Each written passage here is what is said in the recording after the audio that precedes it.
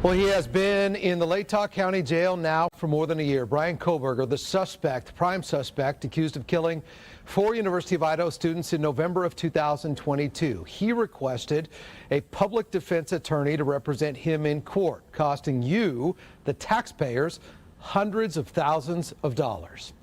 Good evening. Always good to have you with us on the 6:30. I'm Sean Owsley. In tonight's 360 coverage, we're talking how much you're paying as a taxpayer in the state of Idaho for this singular case.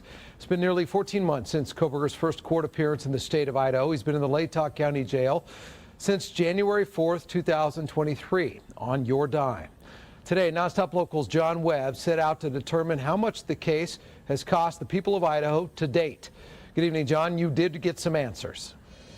Yeah, John, good evening. At this point, it's hard to nail down a specific total on this case. I did some digging in Latah County and statewide, but the gag order in the Kohberger case continues to be an issue in finding what would normally be public information.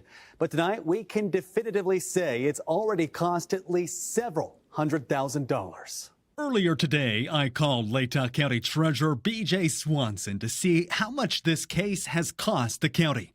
She replied in an email with the response from Latah County Prosecuting Attorney Bill Thompson.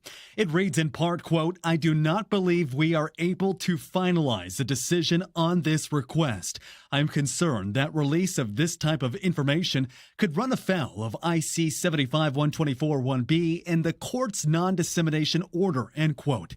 That specific state code that he cited says it would deprive a person of a right of a fair trial or an impartial adjudication. Thompson referred me to send a public records request, which I submitted.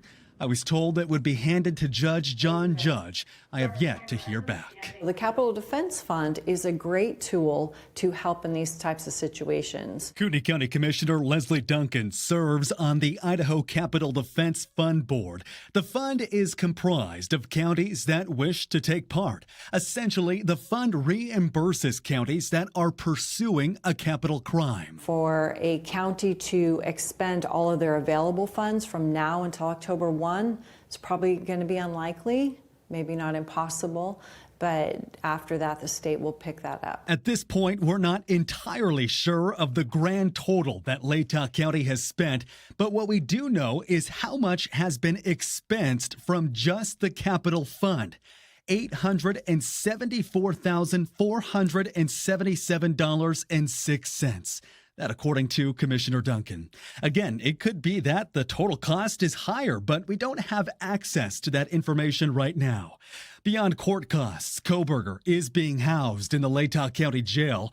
That too, costing you money. According to the sheriff's office, it runs them $210 per day to house an inmate.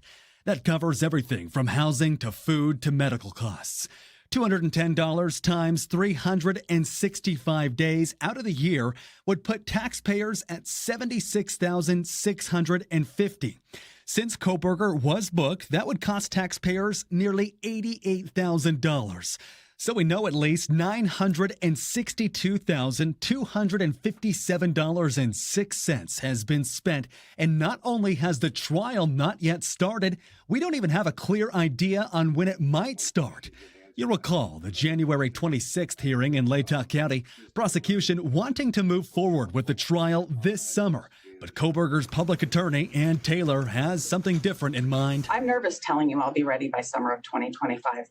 I'm nervous telling you that. Summer of 2025 would be an additional 14 months from right now, adding potentially another $900,000 toward this case pre-trial.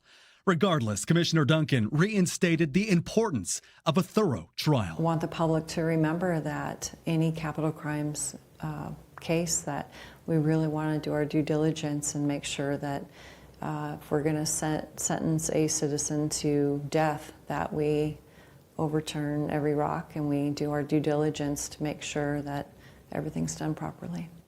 And John, if Judge Judge does agree to release the exact total of how much this case has cost you, we'll pass it along to you here on the air and on nonstoplocal.com. In the newsroom tonight, I'm John Webb. John, thank you for that in-depth report there. Kohberger's next appearance in court Wednesday.